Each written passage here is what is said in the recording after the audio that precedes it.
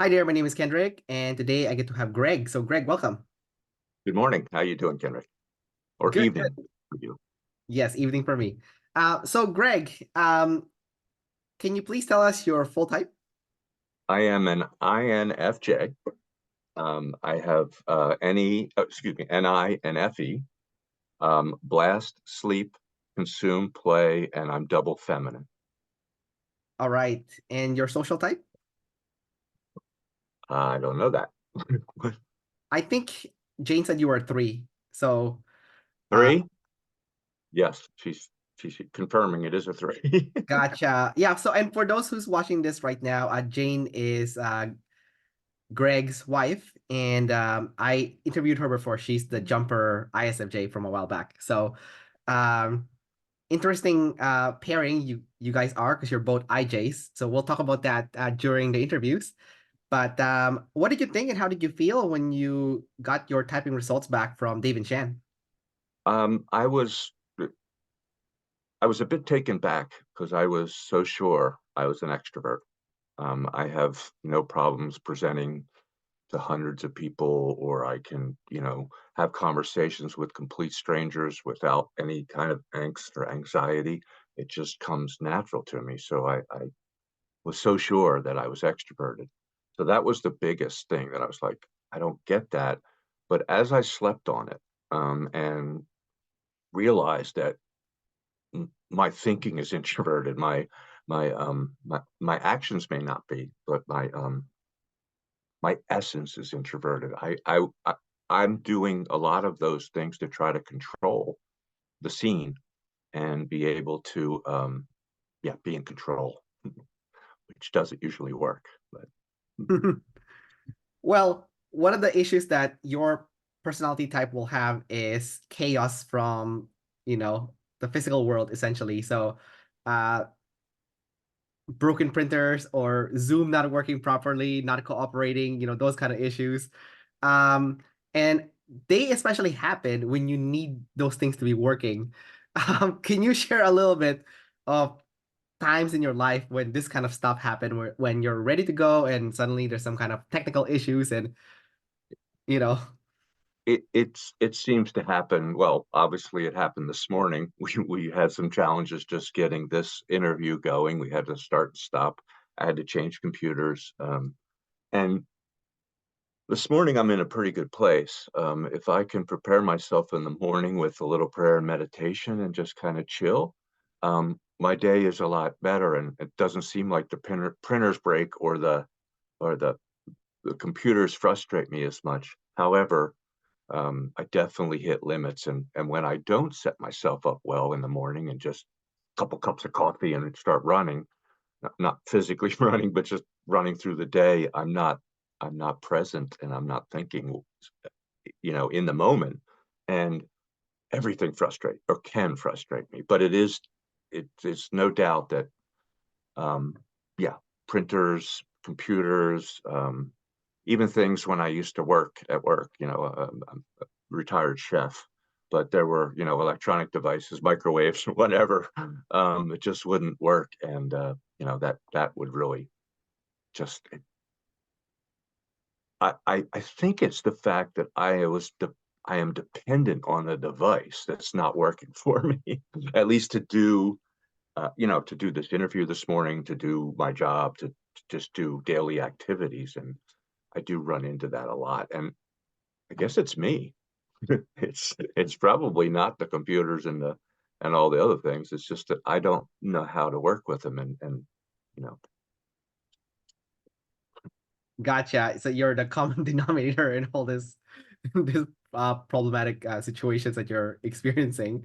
yeah, Um, I just one thing I'd like to mention. Are you using a laptop by chance, or I are you, am. would you mind just bringing down that thing a little bit because I think your chin is getting. There we go. Perfect. We're good. We're good. Perfect. Thanks so Okay. much. For some reason, on this computer, I can't see a picture of myself. So I didn't know how I was lined up. There we go. No worries. No worries. So the first thing I want to ask you is actually a question about you and Jane.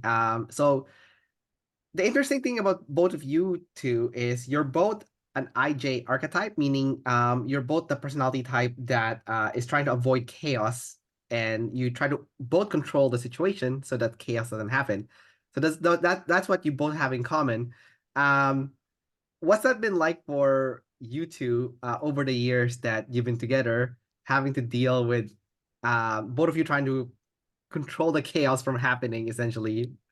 Um, We do it in totally different ways. And I wouldn't have been able to answer this question probably a couple of years ago. And it's not because I know anything about OP. It's just the fact that the more we've been together, the more we have realized through some of these systems that, wow, we are completely opposite. So what Jane does is she does it all in her head, and then she'll put everything on paper and blast me with paper. Like there's pages and pages on our floors from things that she has now figured out and gone ahead and put into some sort of program that helps her be fine with it. I I just want to pick stuff up and get things cleaned and she has to go through a process of, okay, on Monday it'll be this, and Tuesday it'll be this, and Wednesday. And for me, I just chaos bothers me. Like it's just, I mean, it's something that in my profession as a chef, chaos was just really bad. Things weren't going well when chaos happened, and I like to be ahead of the game and do prep and figure just if there's a little pile in the corner, whether it's in the kitchen or a home, I'd like to just pick it up and put it away or take care of it. Um,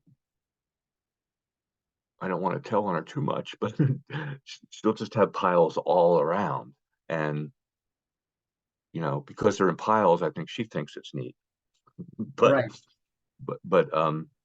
I just can't. I want it to be.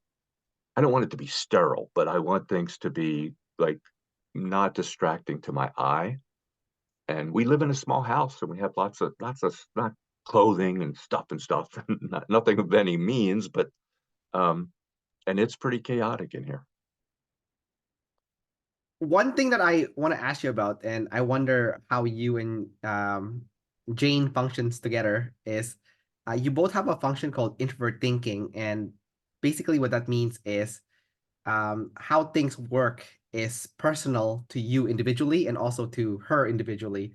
So, when what works for you and what works for her are completely different and also personal. Now you're walking on eggshells when you kind of interact with each other. So when you're putting away her clutter, for example, wouldn't that kind of trigger her a little bit because to her that's kind of her organized mess, and then for you it's Well, bothering you because it's you're seeing it, right? she would actually, I believe, like it in. I have at times, she'll go off to work and I'll be at the house alone. I'm retired, or I got disabled when I was 58, so I'm kind of the house husband now. And so I would love to, if I had the energy, I would love to walk around and just clean everything up. Um, if I put her stuff away where she usually has them, then she's okay with it. But God forbid I put a pair of socks in the wrong drawer, then it's like, oh my God, what I can't find any socks. No wonder I can't find socks. And I'm thinking, you can't find socks because you don't put them where they belong. Right. And I want to put them where they belong, but if God forbid if I put it in the wrong drawer, then yeah, she's upset by it or can be. That makes a lot of sense because of her cognitive function. She has introvert sensing, so the physical space is very particular in her case. Well, you have extrovert sensing, so I guess in your case, where the physical object goes is not the end of the world per se. Where you place it. Um, I do want to ask you about your career working as a chef. That's a very interesting career for someone that has your specific personality type. um, a lot of people of your personality type usually end up working in psychology, in a field of psychology, or teaching or entertainment. So it's interesting that you end up in the kitchen as your career. Can you share a little bit on how that came to be and how someone that typically has your personality type that is more cerebral and more big picture thinker end up working with your hands to make delicious meals as opposed to working with psychology or entertainment or along those lines? Yeah, it's kind of an interesting story how I got into. I mean, well, it was easy. My father's a chef, and my grandfather was a chef. They're both deceased now, but so I literally grew up not in the family business, but I learned how to like fry eggs when I was 8 years old at home, and I'm flipping in the pan and I'm using a chef's knife, and so I just got introduced to it real early. I loved going with my dad to the restaurants and, as a kid and being in the kitchen or out in the dining room, just kind of checking it out. And what really sold it to me was, when I started 12 years old or so, I would go sleep over at a friend's house as we always did, on the weekend or whatever, so we could play early. And I would wake up and make the entire family French toast at somebody's house, at my one of my friends' houses on an overnight sleepover. In the morning, I'd do all that, and they loved me. And I found out that I didn't make this exact verbiage connection, but food has power, and people are wowed by, most people. You serve them something, they're like, "Ooh, thank you so much." And um, so I was able to use it as a way to kind of protect myself. I was good at it. I really enjoyed it. I've always liked working with my hands, so I don't know how that doesn't fit with my personality type. But uh, and also I had the opportunity in the kitchen to kind of be in a show. Some of the kitchens were literally open kitchens, and I would be able to be cooking while the line was standing there watching me, the people that were lined up for tables that might open up. And so I love that. I would be flipping the spatula and catching it behind my hand, and I'd, be doing drum rolls with certain stuff and just goofing around while I was cooking and put on a show. And then later in my career, I actually got invited to do a TV show. It's just a 5-minute spot on the weekly news. And I did that for a year and a half. So I did have, and I lived at the time, most of this was in Virginia Beach, Virginia, or Norfolk, Virginia, which is kind of a small, big town. And people knew me because of the TV spot, because of different events that I would do from a charitable contributions or different things that we would do as chefs. I got recognized, and so maybe I have a little of both of that. Right. Yeah, it does sound like you did get an opportunity to be do a little bit of showman there in Yeah. your career. So uh whatever outlet that you needed for that was fulfilled in that sense. Um I want to ask you about your social type being a number three. So I'll give you a quick description and you can kind of share with me your experience with that. So social type number threes are what's called a specialist. So that means you hyper focus in your craft, and your craft means everything to you. That means perfecting every little bit of detail and skill set when it comes to doing your craft. In your case, it's cooking. Different for other people, obviously. Um, so this is a two-part question. My first part of the question is, can you talk about the dedication and maybe even obsession in make perfecting your craft to make sure that everything is as perfect as can be? And when you do serve your food to the customers, that it's an experience for them to take in the meal that you prepared. So that's the first part. I'll ask you the second part after. Okay. The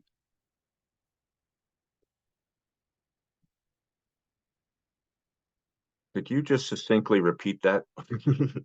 I apologize. Sure, no worries. So social type number threes are what's called a specialist, and specialist individuals really take a lot of pride in their craft to make sure that it's as perfect as possible. So honing all the fine details, and good enough is not good enough. It has to be really good or close to perfection, if not perfection. So can you share a little bit about that from your experience? Well, yeah, now it flows right out of me now. Yeah, that is all correct. I would seek perfection. And what I find is that well, I never get there.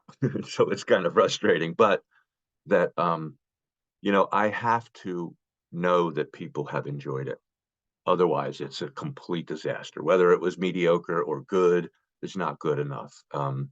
And so when I was happiest, I think, or not happiest, but I had a career going where I was the uh, chef of a large hotel restaurant in Virginia Beach on the beach, literally, and we would do a lot of volume. And there, um, sorry, I've lost my train of thought again. I apologize. I do have a little bit of cognitive challenges at times. No Um, worries.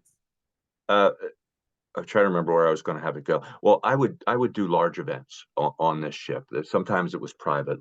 One night it was literally the Republican senators from the U.S. and their wives, and so there were 150 dignitaries. There were bomb sniffing dogs all over. Yeah, and I'm doing ice sculptures, and I was literally we had a small dumbwaiter on the elevator. I mean, on the ship, because there were 3 levels, and it broke. So I had an ice sculpture that was in the freezer that had to go 2 floors up, and it takes a lot, time to do it, but you're moving in it. It's over 150, 200 pounds. I mean, and so I'm walking it up the stairs with someone else, and my boss asked me, "What are you doing?" And I like lost it on her because I was so focused on having everything perfect. I didn't care what my boss was saying to me. I just had to have this happen. And I was cursing at her. I could have lost my job. But it was really the fact that I knew this had to happen and this had to happen now for everything to come off. She was talking to one of my sous chefs who I had only worked with, who I'd worked with before, and I was fairly new to the job. Um, she asked him, "Is he always like this?" And he said, "Oh, he's in a good mood today." I was yelling and screaming and a lot of f bombs and all kinds of stuff, and it got there. The meal went off. Everything was fine, but I can get so laser focused that I can't hear or see or don't care what other people are trying to tell me. Um, and that's, I don't know, I don't like that. I mean, looking back on it, that was not Greg at his best. Right. If I could have just said, "Excuse me, let me get this darn ice sculpture up the stairs in place," then you can ask me a question. But Right. I couldn't do both. So is that an advice that you would give to your younger self is to pay attention more to other people instead of hyper focusing or Yeah, absolutely. Again, when I go back to what briefly talked about prayer, meditation, starting my day off with some sort of spiritual practice that allows me to just center and be focused. So I'll do that in the morning, and some days in a half hour I'm cursing about something, or completely in my head telling myself some story about something that never will happen, but it seems real important at the time. I Yeah, it's frustrating, and I do the best to deal with it.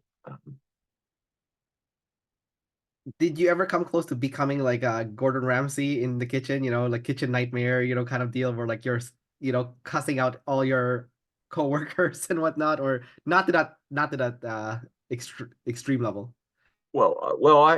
So I can't stand Gordon Ramsay, and I can't stand Gordon Ramsay for the fact that he reminds me of my father. That's the way my father ran a kitchen, and yelled and screamed and barked out orders, and everyone was afraid of my father, a lot like everyone. It used to be, I worked in the hotels. I was 16, 18, 20, and he was general manager or innkeeper of the hotel, and ran all the food. And I just he would just yell and scream at people and bark out orders, and it scared me. It scared me. But so I had a period in my career where that I was becoming that. I was becoming Gordon Ramsay at times, and I found part of my story, and we can get into it later if you want. But I'm a recovering alcoholic and addict, and I a lot of my career was not under the influence, but when you're drinking hard at night, you're never very good in the morning, and um, I God, I would just yeah, it has a that my my struggles with drugs and alcohol have been lifelong, and and I know it's the Frank James story, but um, I it so when I say prayer meditation, it's also prayer meditation and a meeting. I didn't add that. Usually an AA meeting. I'm part of a group that I can go to on Zoom every day, and and that is essential to me because being present is only available to me when I take those early morning actions or use that sets my day up for opportunities to be more available, and not hyper focused on whatever it seems like is damn important. Right now we have ants. It's starting to get springy weather. They're coming in the house, and I'm like, ah, just clean this up. Little stuff like that can. Oh, geez. I don't Uh, know if I answered your question, but I mean, yeah, you did, and your story was very interesting too. So it's there's a lot more to that too. So did you ever beat those demons, the alcohol and the drugs, or was that something that is kind of still lingering? I have 22 months, almost 23. I'll have 2 years clean and sober in April. And I've had periods of 10 years. I've had periods of two and a half, five. So it's not been a I I recognized that I was an alcoholic in 1985 when I had a car accident. I had broken both of my legs, crushed my ankle, broke my arm, had multiple cuts all over me, and I was in ICU for a couple of days, and finally got out. And a nurse said to me, "Have you ever heard of Alcoholics Anonymous?" And I was like, at that point, 1985, no, I hadn't. And it was the first time somebody mentioned alcoholism. And it took me a year from that point. I went to my first meeting in '86, and I was able to get very involved. And um, I was sober for 10 years. And I got married. I went to school and got further education. I went to Johnson& Wales and got my culinary arts degree, even though I had been working as a chef for a couple of years.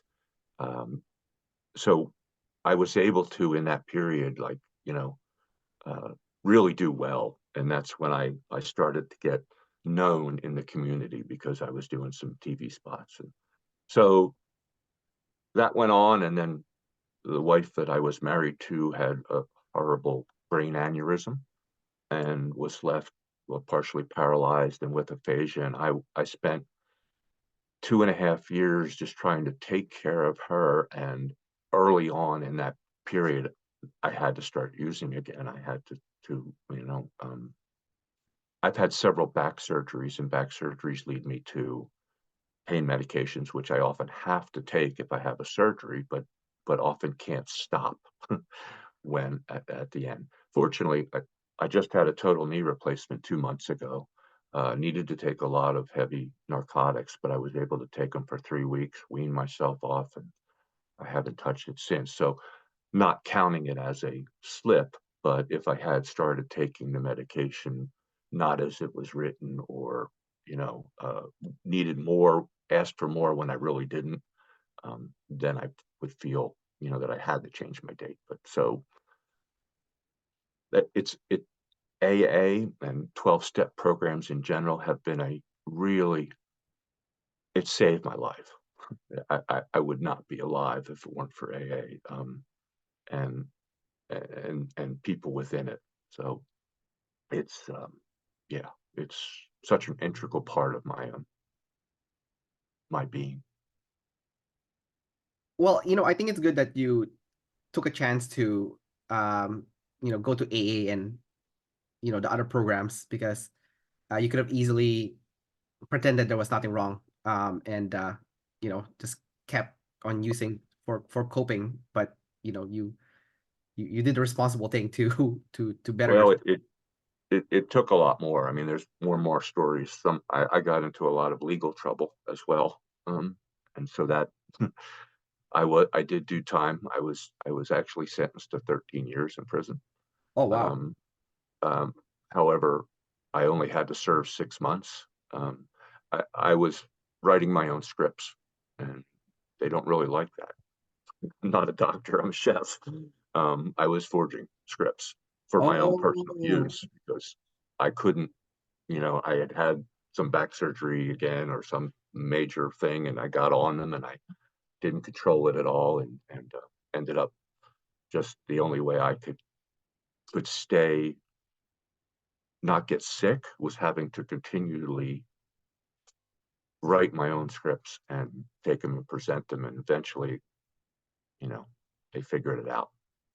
you were feeling sick when you weren't on the painkillers? Oh, yeah. I mean, once you get hooked on them or addicted to them, it can be a couple of days, it can be a couple of weeks. Your body just wants more and more and more, and you will get very ill. Um, I, the way I sobered up was 2 weeks in jail. I was cold turkey, completely nothing. I didn't eat for 9 days. I was sicker than I've ever been, and fortunately, withdrawal from opiates won't kill you. It just makes you want to die. But Oh, gee, yeah, that sounds horrible. But in a way, in like kind of like a twisted way, that going to jail was like one of the best things that happened to you. yeah, yes, and they sent me immediately from jail to two different. I had to go for a month to one particular rehab, and then I was transferred to another rehab for 3 months, and that was part of the legal deal about helping me to get out of the 13 years. And so I followed all the directions there, and that's what put me back on the road of recovery. And that was many years ago. I don't know, before I moved to Oregon. So that was back 15, 20, about 20 years ago was when that was going on. What do you think was the root cause of, getting hooked on opioids and alcohol? Was it just coping when you were dealing with your um past partner, or is it something different? Like you maybe you're having a hard day at work, and you need like an outlet to to feel better. It, it is a physical condition as well as a mental or spiritual aspect. My father, looking back on it, was an alcoholic. I really can't diagnose him as an alcoholic, but he drank more than a fifth of scotch a day, and also worked in the industry and would have some drinks starting at 3, 4 o'clock, and while he was still working, and then would come home. And um, I found out that my grandmother, his mother, was also loved her booze, and so alcoholism usually passes down in generations, Right. and very often is a physical component of whatever your parents have brought to you. But I also had, so when I was born, they discovered that my mother had cancer, and she died when I was 5. And so my father actually lost his his wife, um, his father, and his son in 18 months. My grandfather, my brother, and my mom died all within that period, and I was 5 to 6 years old. So what was going on in the house was just kind of craziness. And then he 2 years after that got remarried, and I moved into a house that was beautiful. We were in a lovely area, and but it was not the Brady Bunch. It was completely the opposite of the Brady Bunch. It was a lot of tension between siblings that were from the different sides, and it they would fight, and My stepmother drank, well, a lot too, and lamps would be thrown and doors would be kicked in and people were pushed down the stairs and broken nose and lamps being thrown across the room. And I used to sit, this was when I was 8 to 10 years old. I used to sit at the top of the stairs and listen to the escalation and be so worried and want to do something. And finally I'd go down and try to, hey, can I take your glasses from you? Can you guys go to bed? Just trying to do anything to control or calm the situation. God forbid we'd have another explosion. And most of the times it ended in another explosion, or at least my memory of it was that it was constant. It wasn't. There were some fun and good times, but it was it was quite dysfunctional. And yeah, so I always have been an anxious young kid, and really had no mother to mentor me. My stepmother was. I started with her when I was 8, but she never. I don't know. I never remember getting hugs from her or any kind of. So I always felt rudderless or motherless, and it's affected me, and I think that is part of what uh, drew me into the drugs and alcohol, escape from it, not have to have it in my head all the time. It's really quite strange. You put that medicine in you, you forget, you're okay for a while, but then it comes back in double, once you've, Oh, you it's like it's almost like pinball where you suppress it down, but it actually comes back up worse or yes, stronger than. right. I see. I see. And I think it's also difficult because in your generation, mental health wasn't taken seriously back then, you know? Um, No, yeah, I absolutely. I never went to, I probably as a kid should have been in counseling, but that never happened. I mean, I didn't go to counseling until I was an adult. I can identify with a lot of your experiences. I also grew up in with alcoholic um dad, so I totally can relate to what you've seen. I think for me, when I saw it happening, it was something that put me off from alcohol. Like I was like, I don't want to touch this because I can see what it's doing to my family, you know. And he's doing what you were doing essentially also kind of like, there's problems and the alcohol temporarily put it away, but then when you were off it, it comes back worse. Because now you remember, oh, it's still here. It really hasn't gone anywhere, you know. Um, so, but well, I'm glad to hear that at least now, you've been sober for 22 months. I think that's a victory, for sure. And you look like you're in a much better place. Like you have a sense of calmness to you. So I think, I don't know if that's just true or not. You could confirm that would. Well, I do. I would definitely say that's true. Something like this, having an interview on, live with Zoom or TV or Right. whatever, could could have brought me a lot of butterflies. But being in the right place this morning and kind of waking up early and being prepared for it allowed this to flow much easier, I think, than you know I've had other things happen in the past where again the computer's not working and et Right. cetera. Something broke and that damn internet. Or I want to ask you something interesting about your specific personality type. So there's two kinds of introverts, right? There's an introvert that they like talking to people, but teaching people is a challenge. Your specific personality type is the one that is actually good at teaching, but when it comes to like back and forth conversation, supposedly it would be more of a challenge to have that back and forth, especially in the context of goofing off as opposed to just an exchange of information, like being silly, let's say, right? Um, and also your social type is the same as your wife, which is number 3, and your social type has something called demon friends. That's what it's called. Your Jane told me that for her specifically, she has two friends, one that she sees on their birthdays, and then the other one, they do like an exchange teaching each other or something online for like an hour. I think that's what she told me before. So friendship is something that appears to be challenging for someone that has your specific social type. Can you share a little bit about what friendship looked like for you over the years, starting when you were, a teenager going to your 20s, 30s, 40s, and, as you got older? Did it evolve over time, or is it something kind of still similar to how it was when you were younger? I I'd have to say it's still similar. I've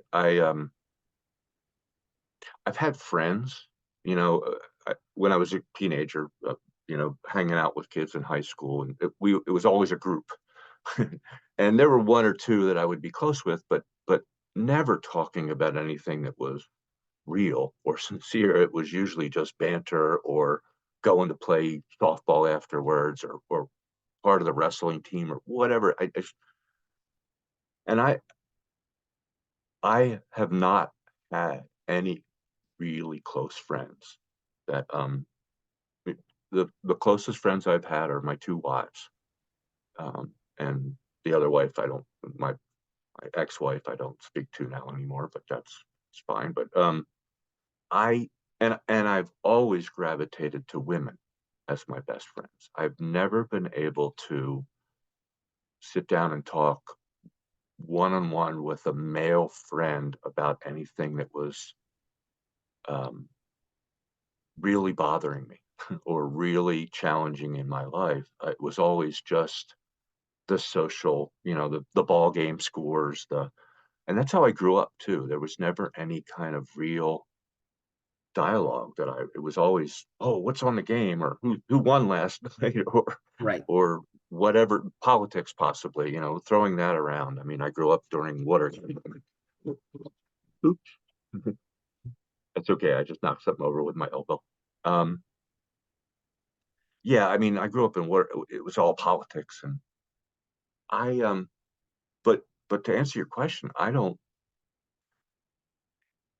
I guess the closest to friendship I've had is sponsors. My sponsor in AA has been a good friend of mine, although he's no longer in the program, and I don't have a sponsor right now, and he's not made himself available anymore. But I yeah, I have challenge with intimate friendships, and the only people I get intimate with, is, and I don't mean in a physical, I just mean in sharing what's really going on with me. I can do that at times with people in AA, but it's about something specific. Um, I don't enjoy sitting down and talking to people. I'd rather have them sit down and me wait on them. I don't know why. Just You rather, sorry, can you repeat that again? I'd rather wait on them. If they're coming to my house, oh, can I get you what can I get you? You want a sandwich? That go into my role as a uh, provider, or for have them be wowed by whatever I'm doing. I see. So you rather entertain and kind of like have that little bit of an ego boost that you're seen as someone that is capable and also amazing at being a host or you know. Exactly. I don't really want to get intimate about whatever's going on. I mean, a political well, nowadays, forget political conversations. I don't even try to bring them up because they can be deadly. Um, I did want to say, you said about teaching. I have been a teacher. After I got my culinary degree, I was working at a college, a junior college, teaching culinary arts. So I had a couple years of actually doing that, and just because you had said that my type often gravitates to teaching, I loved it. Yes. Um, Yes, your type is interesting in a sense where teaching is something that if you had to do something extroverted, it would be teaching as opposed to having that back and forth interaction with someone. yeah, Um, I want to be in control. oh, that makes sense also, Yeah. obviously, is that you could lose control in a back and forth conversation. But I did want to ask you something interesting based on something that you said earlier. Um, because you said earlier you gravitated towards having a more intimate conversation with women, but not so much Yeah, with men. With men, it's more like shallow like typical stuff that dudes would talk about, right? Nothing like right. nothing deep. Um, do you think it's because of your parents, where you didn't have a mom, so seeking intimacy, especially emotional one, from females, is something that you crave, and also because of the way your dad was, being alcoholic and also verbally abusive in the kitchen, it's kind of like, maybe you perceive other males as kind of something like that too, or like if you got to know them too well, it's gonna be something similar, or do you think it's something else?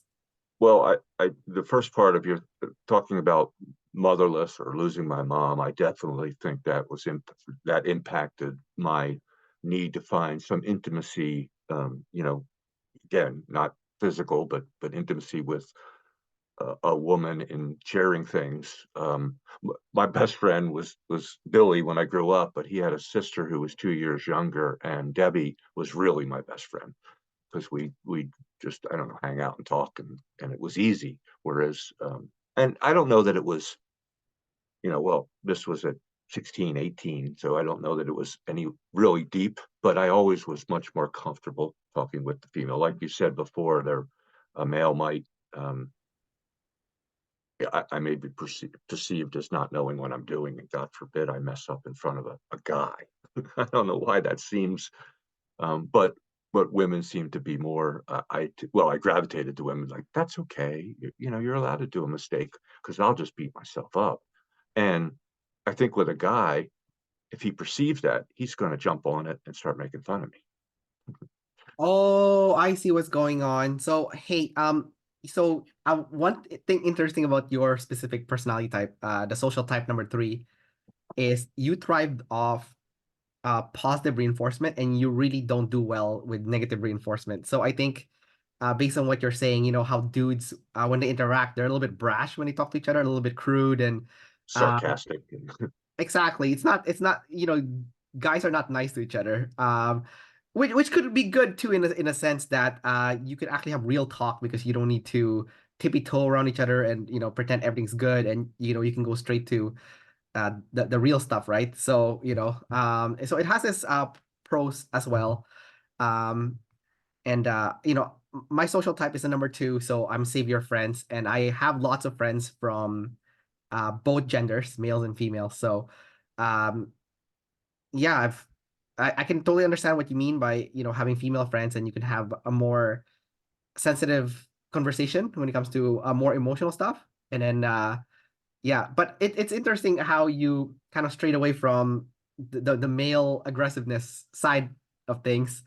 Because for me, I see the benefit of both. Like I like both sides of it, where like you have like the more emotional, friendly kind of conversation. But I also like it when, a guy comes up to me and throws like dirt on my face and tries to say stuff to me that's kind of offensive. And for me, I enjoyed both interactions. Um, so I'm kind of curious to um kind of like the sensitivity towards the more aggressive masculine side, as opposed to just the feminine side. Well, I think the more aggressive masculine side is my dad, and so therefore I was like not comfortable at all in that situation. I could like you were saying, somebody throws dirt in your face or says something about, who the hell gave you those clown shoes today or Right. whatever. Um, if I'm in a good space, I'll banter right back and forth with the guy. If I'm thinking back to high school and grade school, I would be devastated if somebody said something about my shirt or shoes or whatever. Right. I just, I would crush me. And the whole day I'd be like, why did I wear these shoes? Why the fuck did I wear these shoes? I'd not be able to get anything done. I would just be focused on the damn shoes. Yeah. But I also can, it's interesting. I've gone through when I met Jane, it's been 14, 15, we've been married 13, yeah, 14 plus years. And when I, boy, I, boy, again, I've lost my train of thought. Take your time. Thank you. I was saying when I first met Jane, but I'm trying to think what the point was. So sorry again, Kendrick. Uh, No rush. Take your time. Try me again with the question, please. I think we left off when you were referring to the more masculine side being your dad. I think that's the Right. yeah, Yeah, and the crumbling of my, I guess, ego or whatever it was right. inside that somebody would dare to say that. And there was a couple incidents of funny stories I'll tell you about. My stepmom got this naturopathic, it was cookbook, but it also had home remedies in for, cracking skin or whatever it was. And there was something about hair, this shampoo that, was made from, I don't know what. She, got everything out of the closet and made it up. And the next day, my hair was like completely different than I've ever had it. And I couldn't get it to not do it. And I just felt like kids were watching me. Kids would say, I mean, I was, what the hell did you do with your hair? You know what? And I wanted to go home. I mean, I was crying inside, and it really does. Said earlier, somebody says something negative to me, I just crumble. I feel like I'm trying to do my best for everyone, and God forbid someone not see that. I mean, here's a small little thing that happened just yesterday. Jane had the overhead light on in her room in the Yeah. bedroom. She usually doesn't like it on because it's too bright. Okay. And so I said, "Do you want me to turn that off on my way out?" She goes, "No, I want it on." And I was like, I wanted to, I wanted to say, "What the hell did you say?" That she was in the middle of something, and you know, I do that too, and I've grown now enough to know that that's not worth having some sort of argument or fight over. It just was where she was at that moment, and Right.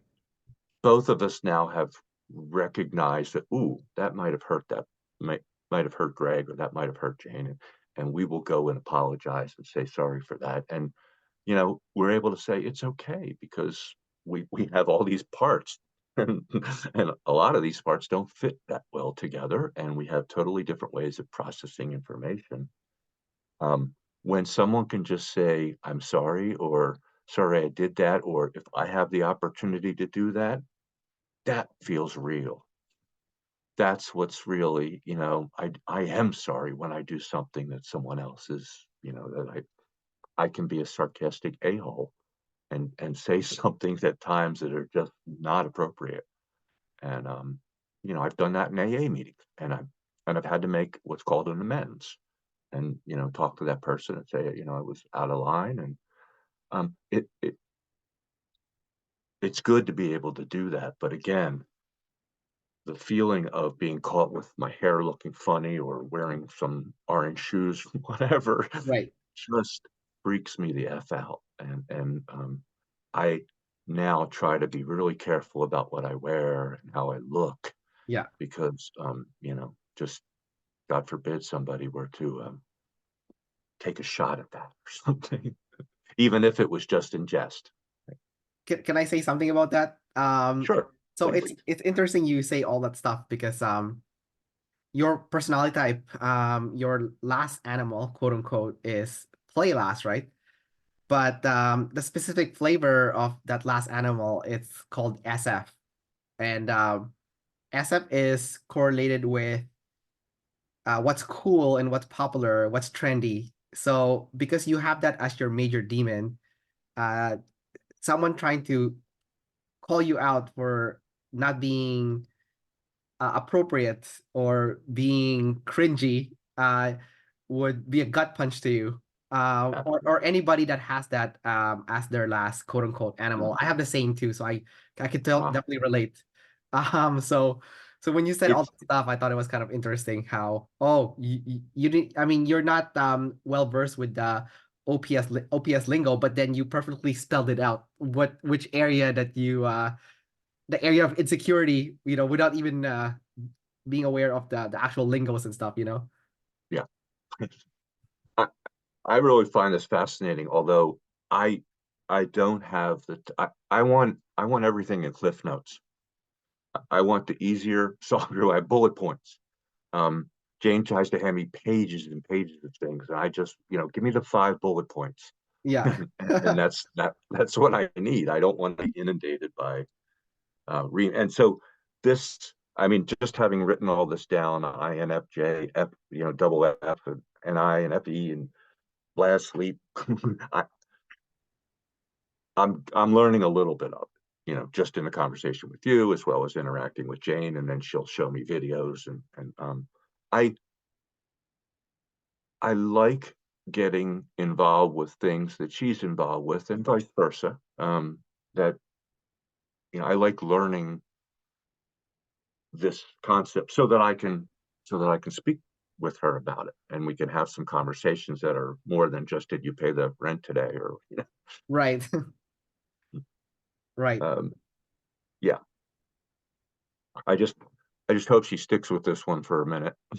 James the jump. I don't know if that's. I know You said a double jumper. No, she's not a double jumper. She's a Oh, jumper ISFJ, which just means she is self above others.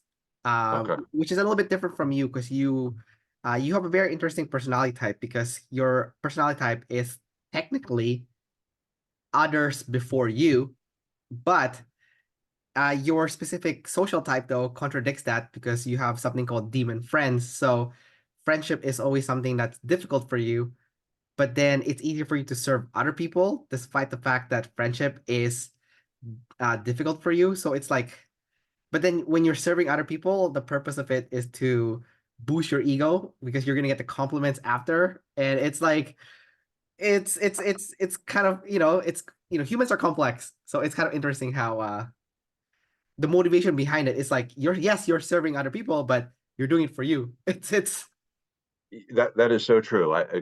Yeah, God forbid I not get a compliment on something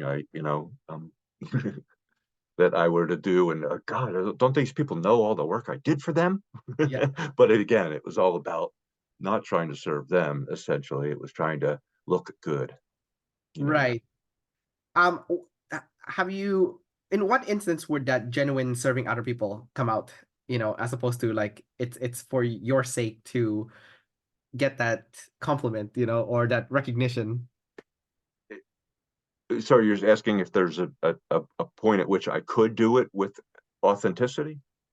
Yeah, you could say that. Like I mean, obviously, I feel like you do it for Jane, but what Sure. like outside of your relationship with her, so people outside of that bubble, have you done it for the just a whole sake? The whole purpose is just for to help that person out, or So I've got a really good example of that. A couple of years ago, 3 years or so ago, I met a gentleman on our Zoom AA meeting, and it turned out he's disabled and is in a wheelchair, and his wife was also disabled in a wheelchair, and at that point she had a brain trauma.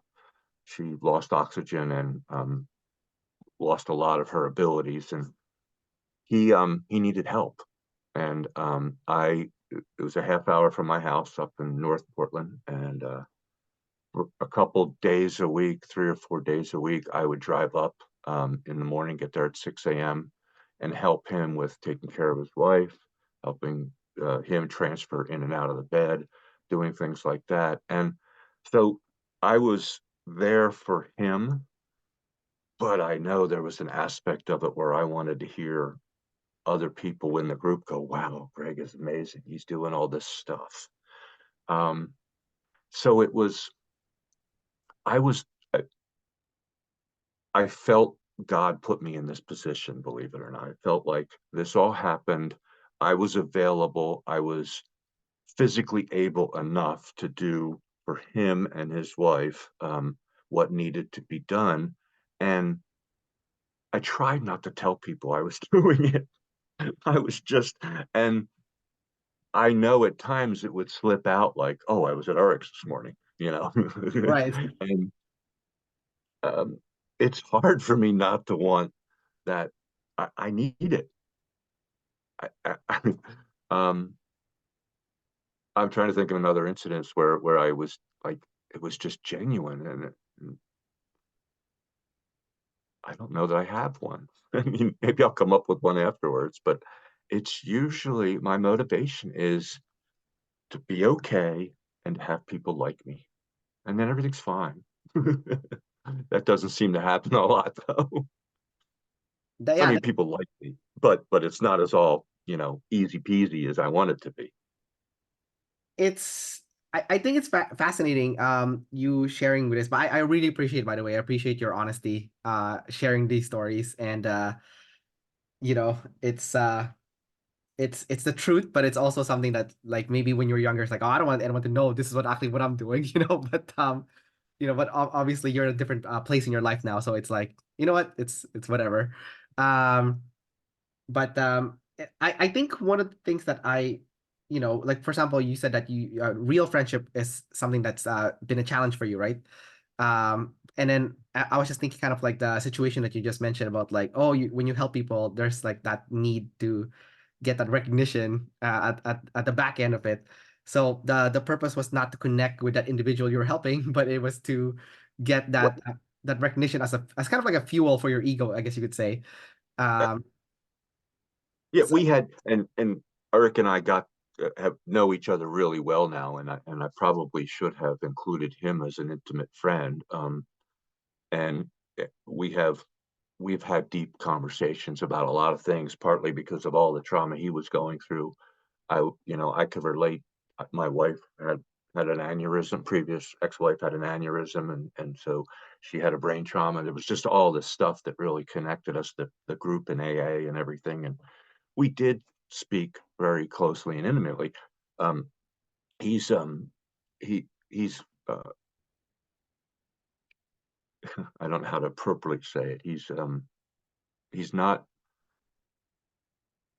the word gay doesn't seem right, but that's he he is not a typical male in that he's more attracted to men, and so he so it was easy to talk to him. Again, it was more like talking to another female.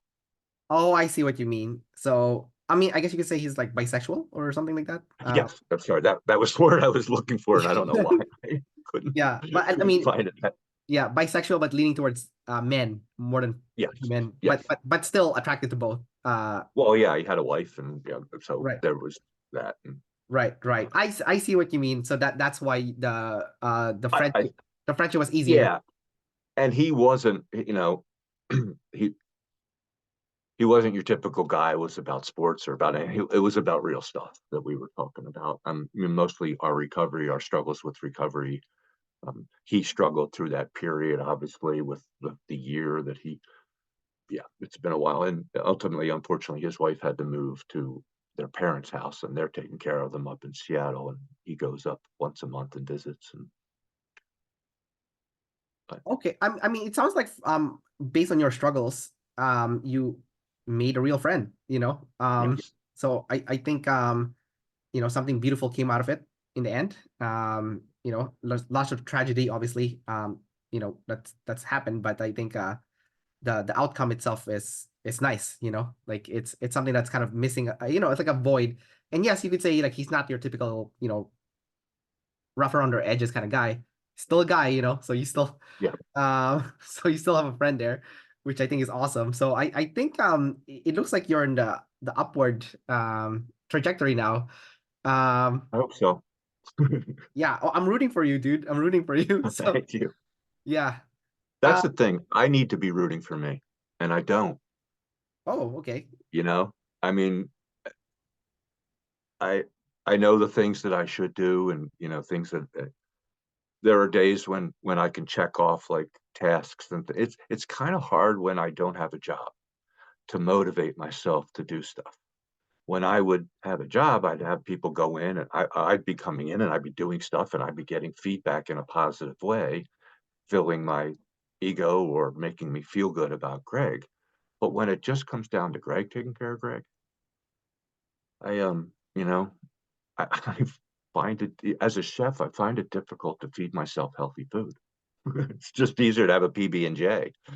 Um, Oh, um, Tell me if I got this right. So, based on what I'm hearing from you, it sounds like when it comes to your job, being a chef, being hyper responsible in that one area, um, that's where you shine bright because it's like you know, like you were born to do that essentially. But then now when you have to be responsible for yourself and the many things in your life, suddenly it kind of crumbles because they're kind of neglected, because everything has been focused on this one thing um and there's no ego boost from the other stuff, it's just Right. this.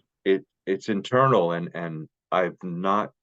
There have been points in my life through sobriety and through right action and doing a lot of things correctly. At one point I was doing yoga quite regularly, and that was really made me feel good. I was sober. I was not in a relationship at that point, and I just was one of the best Gregs I've ever been because I was doing a lot of stuff for Greg, and then I don't know what got me out of it, but I another probably accident or incident or tragedy, and I had my neck fused in November of last year. I just had a total knee replacement. I have had three back surgeries, and I'm now being evaluated for my fourth one.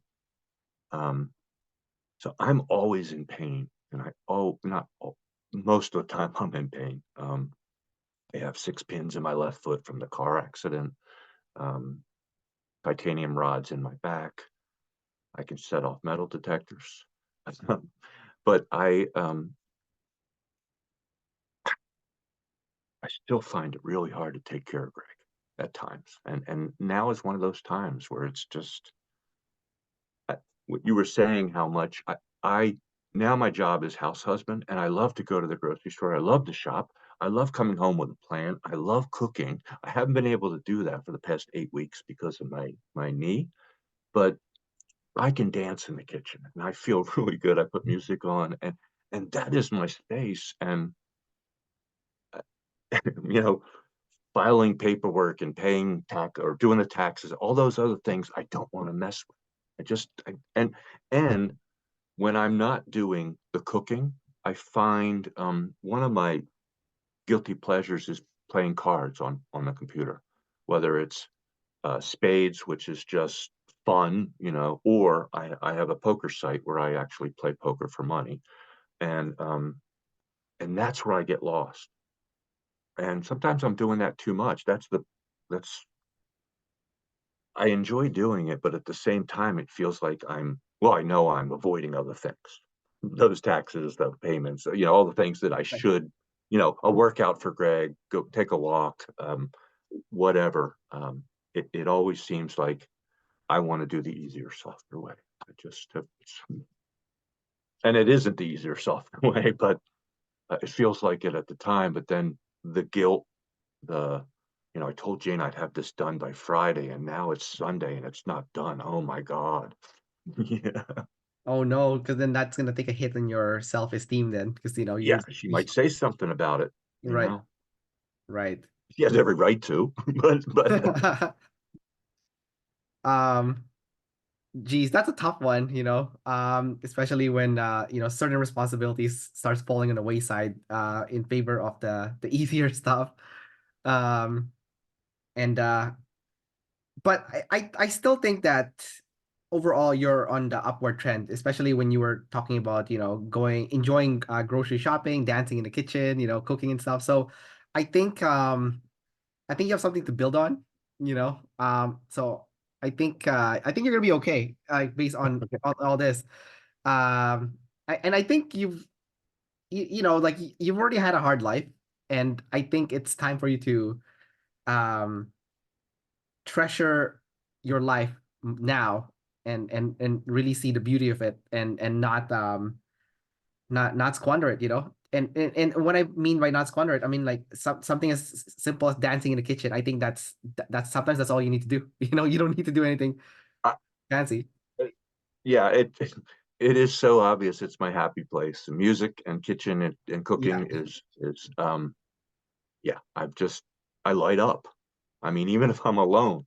Yeah, It's not for someone else. It's just it's good for Greg. there you go. Yeah, that's what I meant. I'm like, you have something to build on now because you found something. And Yeah. yeah, I think you'll find some more stuff too, as you explore more about Greg and what brings joy to Greg's life. Yeah, and trying to start to understand and learn the system has helped because I know where my weakness is. My I guess my demons. Yeah, well, you're playing last, so playing is what you need to do, and dancing is Right, playing. So I think you're doing the even poker is playing. So I think that's okay. As long as it's not being right, used for avoidance purposes, obviously. Um, right. Yeah, and and in my case, not for big money. It's just yeah, yeah, no, no, no, no. That's another addiction that you don't want to get into. yeah. I'm a $10 tournament is my is my limit. You know. Yeah. Okay. Well, that's good that you have those like parameters that you set for yourself. Yeah, I'm not going in and playing the $50 or the $100 games and losing my butt. Right. Exactly. Yeah. And Jane would probably get, upset at you too. Yeah. All right, Greg. I think this is a good time for us to wrap up this interview of ours. So I do appreciate you coming out here and being very candid and honest and just sharing about your life, your personality type as well. And yeah, it's good getting to know you. And I'm also glad that Jane set this up for us to do this talk. Yeah, I am too. And I appreciate what I've learned from you through this process and greatly appreciate it. And I will continue to work to try to dance. Yeah, yeah, that's all. That's great. All right, Greg. Enjoy the rest of your morning, and we'll see you around the group, the Facebook and whatnot. Okay, thanks, Kendrick. You Take have a care. great day. Bye Bye bye. now.